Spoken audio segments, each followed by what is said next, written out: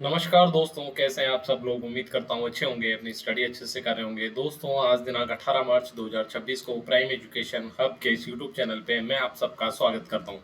चलिए दोस्तों, बिना आपका समय गंवाए हम सीधे चलते हैं आज की इम्पोर्टेंट न्यूज के बारे में। सबसे पहली जो न्यूज है वो डिप्टी स्पीकर के पद को लेके। देखिए दोस्तों, आपको पता है राज्य की विधानसभा में एक स्पीकर होता है और एक होता है डिप्यूटी स्पीकर। ठीक है, इनका प्रमुख कार्य क्या है? देखिए, स्पीकर का प्रमुख कार्य है कि सदन को सुचारू रूप से चलाना, और अगर स्पीकर अनुपस्थित होते हैं तो उस समय डेप्यूटी स्पीकर सदन को सुचारू रूप से चलाते हैं। ये प्रावधान है किसके माध्यम तहत? 178 जो अनुच्छेद हमारा, उसके अनुसार ये प्रावधान किया गया है। लेकिन हाल ही में क्या हो रहा है, पिछले 7 साल से राजस्थान में ये पद खाली है, यानी कि पिछली पूरी की पूरी कांग्रेस सरकार के टेन्योर में और इन 2 सालों में, इन 7 सालों में किसी भी व्यक्ति को इस पद के लिए चुना नहीं गया। तो चलिए इसके बारे में बात कर लेते हैं। 7 वर्षों से खाली, इसके बारे में हमने बात कर ली। ये हमारी संसदीय लोकतंत्र की जो परंपराएं हैं उनके विपरीत है, यानी कि इस तरह की परंपराएं हमारे यहाँ नहीं रही है। क्योंकि सबसे जो मेजर प्रमुख कारण निकल के आ रहा है वो ये है कि पक्ष और विपक्ष के बीच सहमति नहीं बन पा रही कि किस व्यक्ति को चुनना है। बेसिकली ये विपक्ष से चुना जाता है, ऐसी परंपरा रही है। देखिए, कोई संवैधानिक रूल नहीं है, लेकिन परंपरा इसी तरह की रही है। अंतिम जो उपाध्यक्ष रहे हैं वो राव राजेंद्र सिंह रहे हैं, जो कि 2015 से लेकर 19 तक जो वसुंधरा राजे का कार्यकाल था जिस मुख्यमंत्री, उनके टाइम पे राव राजेंद्र सिंह जो है इस पद पे रहे। कब से? 2015 से लेकर 2019 तक। उनके बाद में किसी भी व्यक्ति को ये पद नहीं दिया गया और पिछले 7 साल से खाली है। यानी गहलोत सरकार के पिछले 5 साल में ये पूरी तरह खाली रहा। उससे पहले 2009 से 2012 तक जो गहलोत सरकार का सेकंड जो टेन्योर था उसमें भी ये पद खाली था। लास्ट के 2 साल में रामनारायण मीणा को इस पद के लिए चुना गया था। ठीक है, तो ये तो हमने इसकी हिस्ट्री के बारे में बात कर ली। अब देखिए, उपाध्यक्ष के पद पे इनका जो राजनीतिक दृष्टिकोण बहुत महत्वपूर्ण नहीं है। जो बीजेपी के सरकारी मुख्य सचेतक है वो बोल रहे हैं कि पहले कांग्रेस सरकार ने भी इनकी नियुक्ति नहीं की थी, जबकि वही रफीक खान जो विपक्ष के सचेतक है वो बोल रहे हैं कि सरकार को नियुक्ति करनी चाहिए। तो ये तो हमारे लिए इंपॉर्टेंट नहीं है। हमारे लिए एक बात इंपॉर्टेंट है कि आर्टिकल 178 ये बोलता है कि प्रत्येक राज्य की विधानसभा को अपने सदस्यों में से एक अध्यक्ष और एक उपाध्यक्ष का चयन करना होगा, जिससे अध्यक्ष की अनुपस्थिति में उपाध्यक्ष सुचारू रूप से सदन का जो कार्य है उसको चला सके। ठीक है, ये हम उपाध्यक्षों की जो सूची 1952 से लेकर 2019 तक जो रही है राजस्थान की, उसके बारे में थोड़ी सी बात कर लेते हैं, क्योंकि बेसिकली आरपीएससी इस तरह के सवाल पूछ लेती है। तो आपको टेन्योर वाइज तो याद करने की मेरे हिसाब से आवश्यकता नहीं है, बट फिर भी हम देख लेते हैं। लाल सिंह सक्तावत जो है वो 1952 से 57 तक, यानी कि हमारे पहले विधानसभा उपाध्यक्ष कौन रहे? लाल सिंह सक्तावत। उसके बाद दूसरे 57 से 62 निरंजन नाथ आचार्य। उसके बाद 62 से 67 नारायण सिंह मसूदा। उसके बाद 67 से 1971 तक पूनम चंद बिश्नोई। उसके बाद 1971 से 72 रामनारायण चौधरी। ठीक है, उसके बाद राम सिंह यादव 1972 से 1997 तक। फिर रामचंद्र जाट 1977 से 1980 के बीच में। अहमद बख्शी सिंधी 1981 से 82 के बीच। गिरिराज प्रसाद तिवारी 1985 से 1986 के बीच। उसके बाद यादुनाथ सिंह 1990-91 के बीच रहे। हीरालाल चौहान 1991-92 के बीच रहे।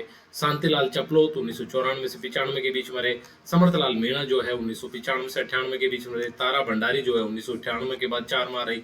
देवेंद्र सिंह जो है 1999 से 2003 के बीच। उसके बाद रामनारायण बिश्नोई 2004 से 2008 के बीच। रामनारायण मीणा 2012 से 13 के बीच में। और राव राजेंद्र सिंह जो कि वसुंधरा जी के कार्यकाल में जो अंतिम उपाध्यक्ष रहे हैं वो 2015 से 19 के बीच में। तो ये जो है बेसिकली आप इनके नाम याद रखेंगे। इनमें कुछ लोग इस तरह के भी हैं, जैसे पूनमचंद बिश्नोई जो है, इनको दूसरे भी पद रहे, एमएलए भी रहे। तो बेसिकली एक तो सवाल इस तरह से पूछा जा सकता है कि इनमें से कौन कौन से पद इस व्यक्ति के पास में रहे हैं। एक तो ये एंगल हो गया सवाल का। दूसरा ये हो सकता है कि इनमें से कौन सा व्यक्ति जो है वो विधानसभा का उपाध्यक्ष नहीं रहा है। तो आप एक बार इस लिस्ट को 2 से 3 बार पढ़ेंगे तो आपको अच्छे से ये रिमाइंड हो जाएगी। आगे देखिए, एक एनिमेशन फिल्म है चयेमी। इसको आप हिंदी में इस तरह याद कर सकते हैं, चयेमी। इसको आप ये समझे, ठीक है, पहले चयेमी। इसको अंतर्राष्ट्रीय सम्मान मिला है दोस्तों। ठीक है, अपने आप में एक बहुत बड़ी बात है। और कौन सा सम्मान मिला है? ये भारत की एनिमेटेड शॉर्ट फिल्म है चयेमी। इसको न्यूयॉर्क का शॉर्ट एनिमेशन फेस्टिवल जो है उसका 2026 का प्रतिष्ठित बेस्ट डायरेक्टर का अवार्ड मिला है। ठीक है, और ये भारत के एनिमेशन सेक्टर के लिए एक बहुत बड़ी उपलब्धि है। देखिए, आपको पता है virtual reality, animation and machine learning, ये सब जो है उभरते हुए फील्ड है जिनके बारे में काफ़ी बात हो रही है, जिनमें बहुत सारे नवाचार हो रहे हैं। तो एनिमेशन के फील्ड में चैमी नामक फिल्म के डायरेक्टर को बेस्ट डायरेक्टर का अवार्ड मिलना अपने आप में एक बहुत बड़ा अचीवमेंट है। साथ ही अगर वो डायरेक्टर एक सामान्य सेक्टर से ना होके, यानी कि फिल्म इंडस्ट्री से नहीं होके, एक भारतीय पुलिस सेवा के सर्विंग ऑफिसर है डॉक्टर पार्थ सारथी मेहता, जो कि असम में आईजी है और गुवाहाटी के पुलिस कमिश्नर के पद पे कार्यरत है। एक वरिष्ठ आईपीएस अधिकारी है और उनको रचनात्मक जो योगदान है उनका सिनेमा में, उसके लिए जाना जाता है। ये पूर्वोत्तर भारत की संस्कृति और जीवन को दर्शाती है। ठीक है, नाम याद रखेंगे। चैमी बहुत इंपॉर्टेंट है। ठीक है, एनिमेटेड शॉर्ट फिल्म है, बेस्ट डायरेक्टर अवार्ड मिला है किसमें, न्यूयॉर्क शॉर्ट एनिमेशन फेस्टिवल 2026 में। न्यूयॉर्क में डॉक्टर पार्थ सारथी मेहता जो है वो आईपीएस असम कैडर के, उनके द्वारा इसको डायरेक्ट किया गया था और भारतीय एनिमेशन की वैश्विक पहचान के लिए बहुत ही जरूरी एक चीज इन्होंने करी है। आगे देखिए दोस्तों, एक world para athletics grand pixel का एक आयोजन हुआ 3 दिवसीय। ठीक है, 8 देशों के 257 खिलाड़ियों ने इसमें भाग लिया और इंडिया ने 208 पदक जीत के तालिका में प्रथम स्थान प्राप्त किया है। ये चीज भी आप याद रखेंगे। गोल्ड सिल्वर कांस्य अलग अलग याद रखना तो इम्पोर्टेंट नहीं है, लेकिन 208 पदक के साथ में फर्स्ट पोजीशन जो है इंडिया को मिली है, ये आप याद रखेंगे, राइट। तो ये 3 दिन का टूर्नामेंट था, इसके बारे में आप थोड़ा सा पढ़ लेंगे। देखिए, साहित्य अकादमी पुरस्कार का हमने देखा था, राजस्थानी भाषा का जो पुरस्कार है वो किसको मिला था, कल जिसके बारे में बात करी थी हमने, जितेंद्र सोनी जी को।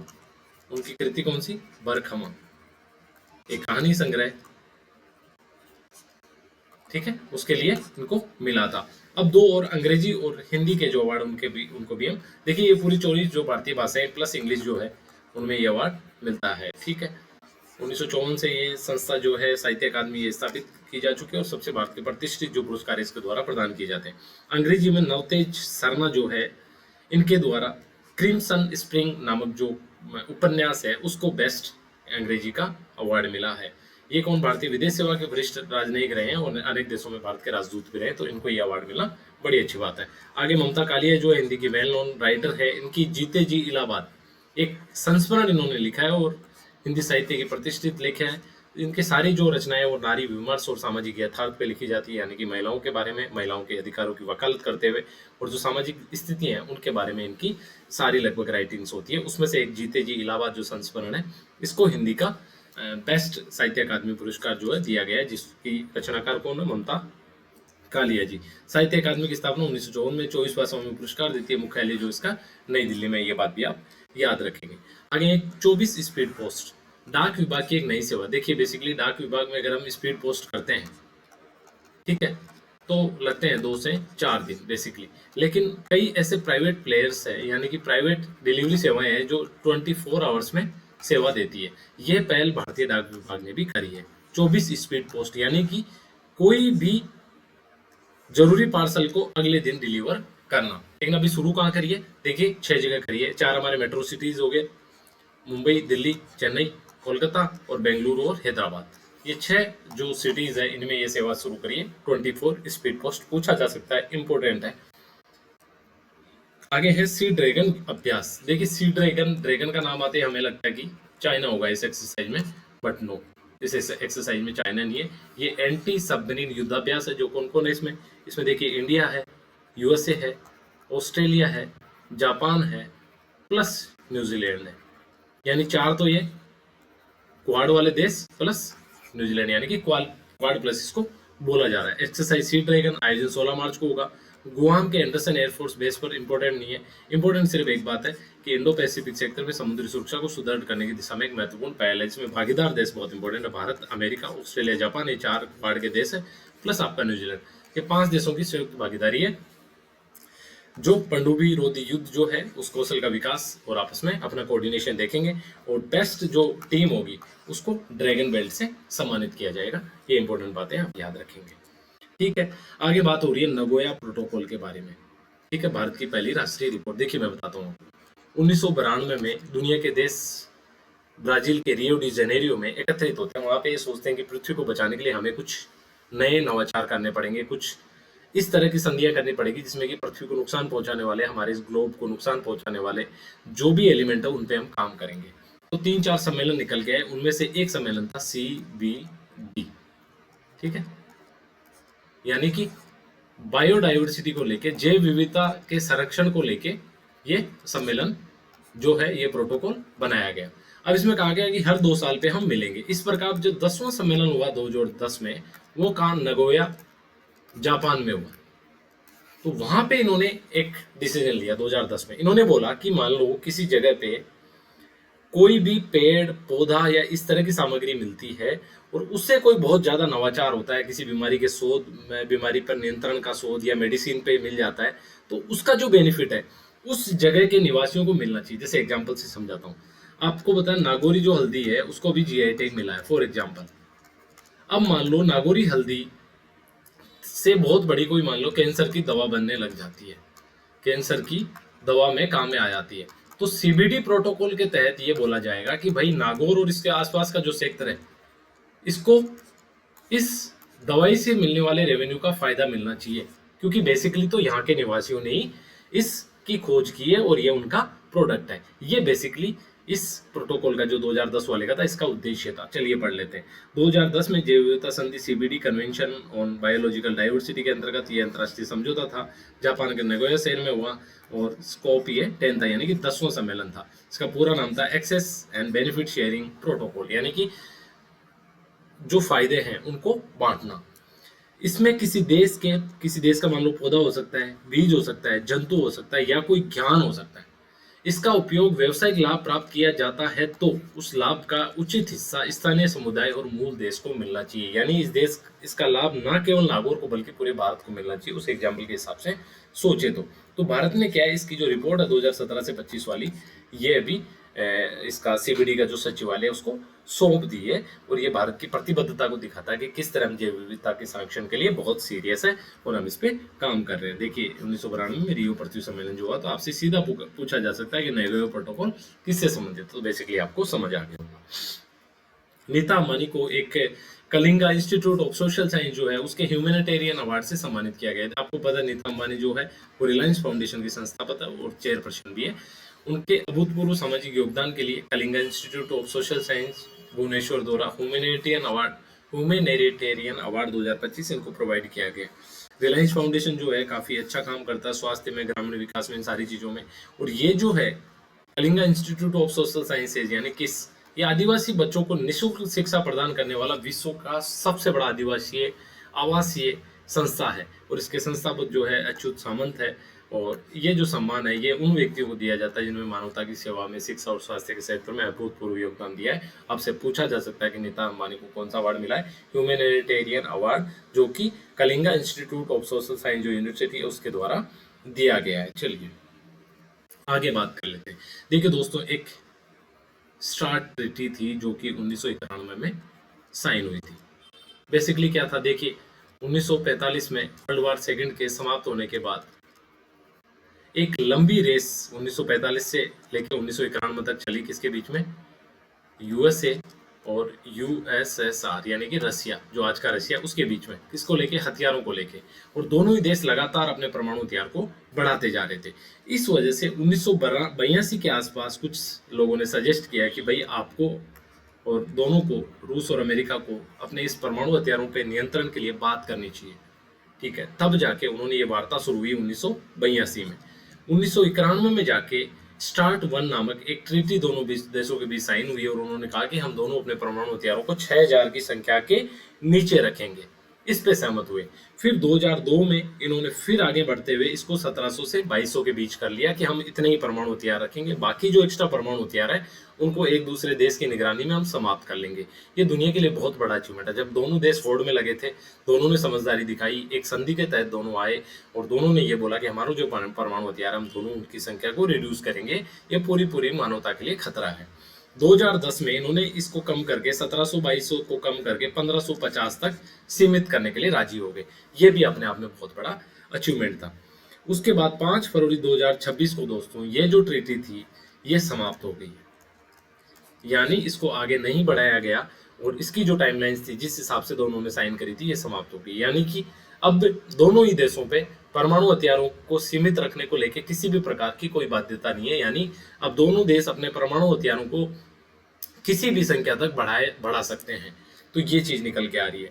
तो इस आर्टिकल में राइटर जो है वो कंसर्न हो रहे हैं कि भाई इसके बाद वैश्विक जो परमाणु चुनौती है वो बढ़ जाएगी। आगे बोलते हैं कि अमेरिका का स्पष्ट कहना है कि अब अगर कोई भी इस तरह की ट्रीटी होती है तो चीन को इसमें शामिल करना बहुत जरूरी है, क्योंकि चीन लगातार अपने परमाणु हथियार बढ़ाता जा रहा है और चीन को देख के रूस और अमेरिका भी चुप नहीं बैठने वाले, ये भी अपना परमाणु हथियार आगे बढ़ाएंगे। आगे बोला जाता है कि ईरान पे जो परमाणु जो संकट है उसको लेके अमेरिका ने भी अटैक कर रखा है कि भाई परमाणु कार्यक्रम को आगे नहीं बढ़ने देना है। तो उम्मीद की जा सकती है कि अमेरिका इस परमाणु कार्यक्रम को लेके और रूस के साथ में दोबारा इस ट्रीटी को और चाइना को भी इसमें शामिल करके वैश्विक रूप से परमाणु हथियारों पर प्रतिबंध या इसके सीमित करने को लेके एक तरह से इस पे सहमति बनाने का प्रयास करेगा, इस तरह की अपेक्षा राइटर इस आर्टिकल में करते हैं। क्या हो सकता है न्यू स्टार्ट की समाप्ति की वजह से? देखिए, एनपीटी जो परमाणु अप्रसार संधि है उसकी विश्वसनीयता पे संकट आ सकता है। सीटीबीटी जो है वो कमजोर हो सकती है, हथियारों की नई होड़ शुरू हो सकती है और क्षेत्रीय परमाणु प्रसार यानी जो छोटे प्लेयर है, यानी कि जो छोटे देश है बेसिकली, वो भी परमाणु हथियार विकसित करने की तरफ सोच सकते हैं। देखिए, इंडिया तो हमेशा ही परमाणु निशस्त्रीकरण का समर्थक रहा है और हमारी जो पॉलिसी है वो भी नो फर्स्ट यूज की, यानी कि हम किसी पे भी पहले हमला नहीं करेंगे। अगर कोई हमारे ऊपर परमाणु हमला करता है तो हम उसके जवाब में फिर उस पर हमला करेंगे। ये इंडिया का ऑफिशियल स्टैंड है परमाणु हथियारों को लेके। आगे देखिए, सोनम वांगचुक जो है उनको लेके एक आर्टिकल है, असहमति यानी कि डिसेंट और डेमोक्रेसी, इसके बारे में जो है कुछ एक आर्टिकल संपादकीय है, एक किसी राइटर ने लिखा है। तो बेसिकली इसको हम होलिस्टिकली दोनों को मिला के एक साथ डिस्कस कर लेंगे। दोनों इंग्लिश न्यूज़पेपर के आर्टिकल थे जिसको हमने हिंदी में ट्रांसलेट करके आपके लिए सहूलियत से ऐड किया है इसको। देखिए बेसिकली होता क्या है, सितंबर 2025 में क्या होता है कि एक प्रोटेस्ट होता है, कहाँ पे, लेह में, और उस प्रोटेस्ट के बाद काफ़ी ज़्यादा हिंसक हो जाता है, कुछ बच्चों की उसमें मृत्यु भी हो जाती है। तो सोनम वांगचुक जो कि एक पर्यावरण कार्यकर्ता है, वो उस प्रोटेस्ट में शामिल थे, वो एक शांतिपूर्ण आंदोलन कर रहे थे। उनको एनएसए के तहत नेशनल सिक्योरिटी एक्ट लगा के सरकार गिरफ्तार कर लेती है और अब 6 महीने बाद सरकार ने बोला है कि उन पे जो नेशनल सिक्योरिटी एक्ट है वो हटा दिया गया है और अब उनको रिहा किया जा सकता है। इसको लेके बेसिकली ये आर्टिकल है। चलिए अपन पढ़ लेते हैं, वैसे सीधी भी बात करते तो भी समझ आया था। देखिए, सोनम वांगचुक पे जो हटाया है इन्होंने, इसको लेके आर्टिकल राइटर ये बोल रहे हैं कि भाई फिर लगाया क्यों था, आपका कौन सा पर्पस सर हो गया। इससे सरकार की जो नीयत है उस पर सवाल खड़े होते हैं कि उनने किस मंशा से उन पे ये लगाया गया था, यानी कि पर्याप्त आधार नहीं थे लगाने के। आगे आरोप क्या था उस समय? आरोप यह था कि लद्दाख में बांग्लादेश, नेपाल और अरब स्प्रिंग की तर्ज पे वो क्रांति भड़का रहे हैं, जेनजीज को भड़का रहे हैं और बेसिकली वो एक सशस्त्र क्रांति भारत के खिलाफ करवा सकते हैं, यह आरोप लगाया गया था। बल्कि वास्तविकता ये थी कि वो लद्दाख को 6ठी अनुसूची में शामिल करने के लिए एक शांतिपूर्ण पद यात्रा करना चाह रहे थे। देखिए, 6ठी अनुसूची के बारे में बात कर लेते हैं दोस्तों। बेसिकली क्या है, 2019 को आपको पता है जब 370 धारा हटी तो उसके बाद में जे.एंड.के को विधानसभा के साथ और लेह लद्दाख को बिना विधानसभा के यूनियन टेरिटरी बना दिया गया था, यानी कि केंद्र शासित प्रदेश बना गया था। तब से ही लेह लद्दाख के लोग इस बात की मांग कर रहे हैं कि हमें 6ठी जो अनुसूची है उसमें शामिल किया जाए। क्यों ये मांग कर रहे हैं? क्योंकि ये बोलते हैं कि हमारी जो 90% जनसंख्या है वो एसटी है, यानी कि जनजातीय जनसंख्या है, और आपने जनजातियों के लिए नॉर्थ ईस्ट में ये किया है। लेकिन समस्या यहाँ ये है कि उत्तरी भारत में ATM, असम, त्रिपुरा, मणिपुर और मेघालय, ये 4 जो राज्य है वहाँ पे 6ठी अनुसूची लागू हुई है। मेघालय और मिजोरम आई थी, मणिपुर नहीं, मिजोरम आई थी। तो उसी प्रकार ये भी मांग कर रहे हैं, इसी मांग को लेके ये प्रोटेस्ट कर रहे थे और जब ये दंगे हुए तो इनको फिर उठा के हिरासत में रख लिया, 6 महीने जेल में रखा और एनएसए के तहत टोटल 12 महीने रखा जा सकता है, यानी कि आधा पीरियड तो इन्होंने ऐसे ही काट दिया। आगे बोला जाता है कि शांतिपूर्ण विरोध जो है लोकतंत्र की धड़कन है, यानी उसका कोर है। ठीक है, सरकार को बातचीत से शुरू करनी चाहिए और अपनी गलती स्वीकार करनी चाहिए।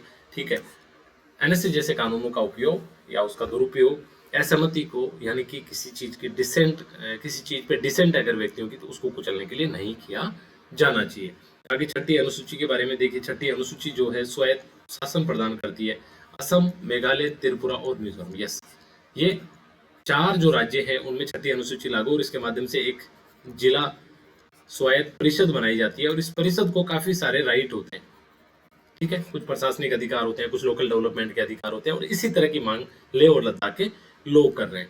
ठीक है, आगे बोलते हैं कि लद्दाख जैसे सीमावर्ती सेक्टर में शासन नियंत्रण से नहीं, जनता के भरोसे से चलना चाहिए और वांचो की जो रिहाई है वो उसका परिणाम है। हमने इसके बारे में बात कर ली, इसके बारे में भी हमने बात कर ली, इसके बारे में भी हमने बात कर ली। तो बेसिकली ये कहना चाह रहे हैं इस आर्टिकल में राइटर कि आपको इस तरह के चीज़ों को डिफ्रेंशिएट करना चाहिए कि एनएसए जिस तरह का एक्ट है उसको किस व्यक्ति पर लगाया जाना चाहिए, किस व्यक्ति पर नहीं। और जो मांग है उनकी जायज़ मांग है, डायलॉग का रास्ता सरकार को अपनाना चाहिए, लेह लद्दाख के लोगों से बात करनी चाहिए, उनके ट्रस्ट को बहाल करना चाहिए और उससे ही शांति का रास्ता जो है इसमें निकलेगा। ठीक है, तो हमने आज बात करी राजस्थान विधानसभा के उपसभापति के बारे में, यानी कि उपाध्यक्ष के बारे में, वर्ल्ड पैरा एथलेटिक्स जो गेम्स है उसमें जो इंडिया का जो प्रदर्शन रहा है उसके बारे में, न्यू स्टार जो ट्रीटी थी उसके बारे में, चयमी जो फिल्म है एनिमेशन उसको जो अवार्ड मिला उसके बारे में, साहित्य अकादमी पुरस्कार के बारे में, और लास्ट में नगोया प्रोटोकॉल, और लास्ट जो आर्टिकल हमने डिस्कस किया वो सोनम वांगचुक को लेकर। तो ये थी हमारी आज की डिस्कशन। उम्मीद करता हूँ आपके लिए डिस्कशन फायदेमंद रही होगी। तो चलिए दोस्तों, मिलते हैं कल, अपना ध्यान रखिए। जय हिंद।